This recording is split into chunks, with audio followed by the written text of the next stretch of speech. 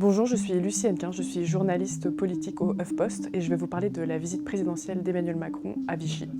Hier, le 8 décembre, Emmanuel Macron s'est rendu dans la ville de Vichy, une visite officiellement dédiée au patrimoine, au sport et au thermalisme.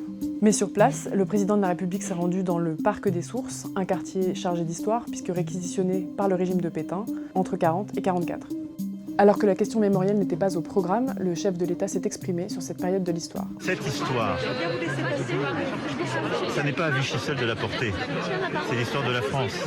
Et en effet, c'est ce régime de l'État français qui a décidé de collaborer avec l'occupant.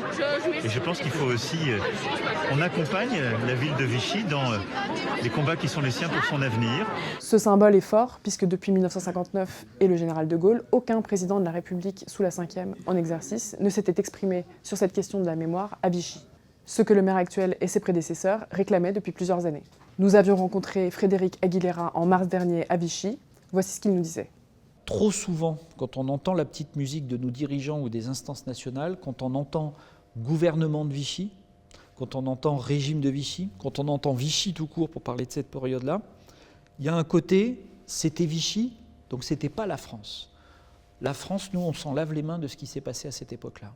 Il y a plein de choses à expliquer autour de cette époque-là et qui doivent être portées au plus haut de l'État. Pas portées par le maire, pas portées par les Vichysois, mais portées au plus haut de l'État.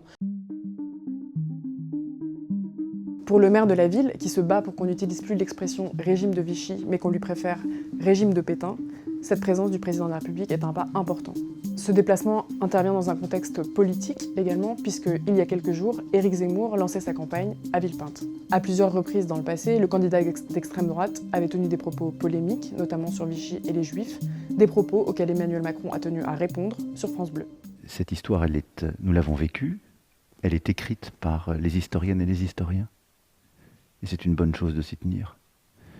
Et que je pense que l'histoire, nous gagnons à la respecter, à l'apprendre, à permettre à nos historiennes et nos historiens, sur la base de traces, de documents, de construire une vérité historiographique.